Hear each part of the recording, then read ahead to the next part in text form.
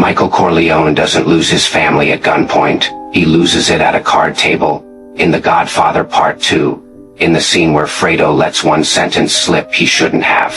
By the end of this video, you'll know exactly what that sentence reveals about how power actually detects betrayal, and why the people closest to you rarely announce disloyalty out loud. Here's the question worth asking. Why does a mob boss with informants, lawyers, and hired muscle find out about his brother's betrayal from a casual comment over cards, instead of from any of the people he pays to watch for exactly this? The counterintuitive part is this: the most dangerous leaks don't come from spies planted in the room. They come from people who feel safe enough to relax. Guardedness protects secrets, comfort destroys them. This is cinematic psychology, where every villain you've ever feared was actually teaching you something about yourself.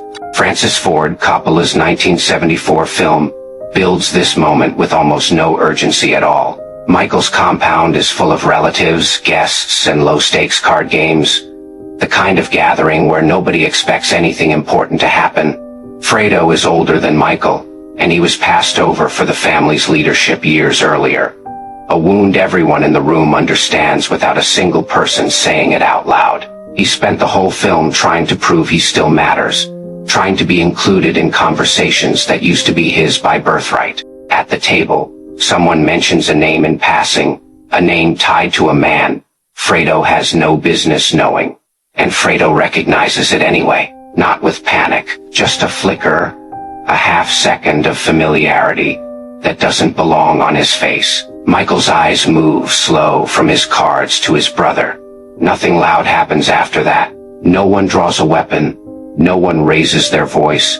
No one accuses anyone of anything. The game continues exactly as it began.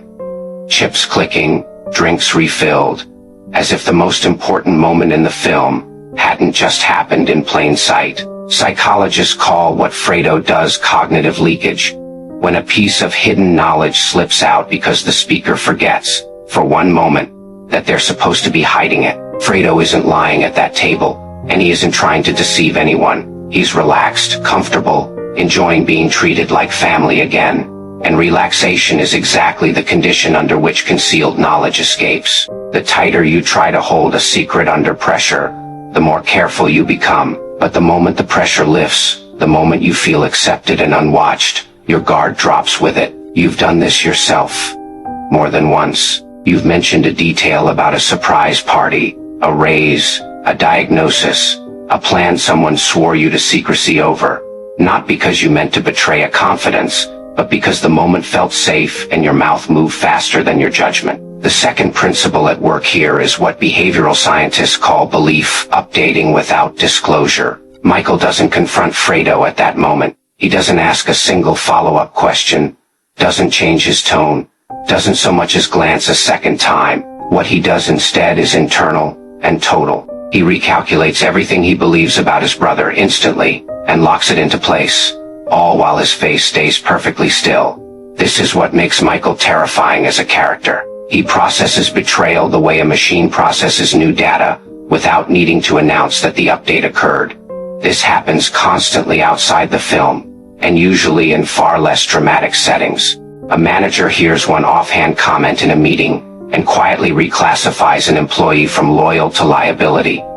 And nothing about the working relationship visibly changes. The employee keeps getting invited to meetings, keeps getting polite feedback, and has no idea that a decision about their future got made in someone else's head weeks earlier, based on 4 seconds they've probably already forgotten. The third principle is betrayal blindness, a term researchers use to describe how deeply people avoid seeing disloyalty from those they depend on, right up until the evidence becomes impossible to ignore. Michael had reasons to suspect Fredo well before this scene. There were smaller signs, moments that should have raised questions earlier. He chose not to look at them too closely, because looking would have meant confronting a truth he wasn't ready to hold. That's the emotional climax of this entire sequence, and it isn't loud at all. It's the stillness.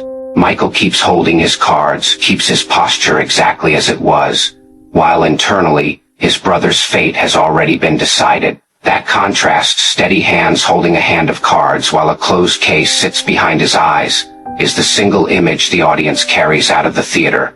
more than any line of dialogue from the scene. Outside the movie, this scene is really about how betrayal gets confirmed in real life. It almost never comes from a dramatic confession or a forced confrontation. It comes from a single unguarded sentence dropped into an otherwise ordinary moment. One nobody thought was being tracked. Think about the group chat where someone accidentally reveals they weren't the one who left you out, or the meeting where a colleague mentions they already knew about a decision before you were told. The people closest to you rarely sit you down and announce their disloyalty. They leak it once, almost by accident, and then go right back to acting like nothing happened, the same way that Card Game kept going after Fredo's slip. Loyalty isn't tested in the big confrontations everyone prepares for. It's tested in the small sentences nobody thinks you're paying attention to. 3 things to take with you from this one. 1. Cognitive leakage means hidden truths slip out when people feel safe and relaxed, not when they're under pressure and guarded. 2. A silent update means the people around you can change their entire opinion of you in an instant, without ever telling you it happened. 3. Betrayal blindness means the people you trust the most are usually the ones you're the least likely to catch early, because catching them would mean admitting something you've been avoiding. If you caught the exact sentence Fredo says wrong, type cards in the comments and I'll pin the timestamp breakdown for you. Next episode, we're breaking down the elevator scene in No Country for Old Men, and what Anton Chigurh's Stillness says about how real predators actually behave when nobody's watching. Subscribe, and hit that bell so you don't miss it.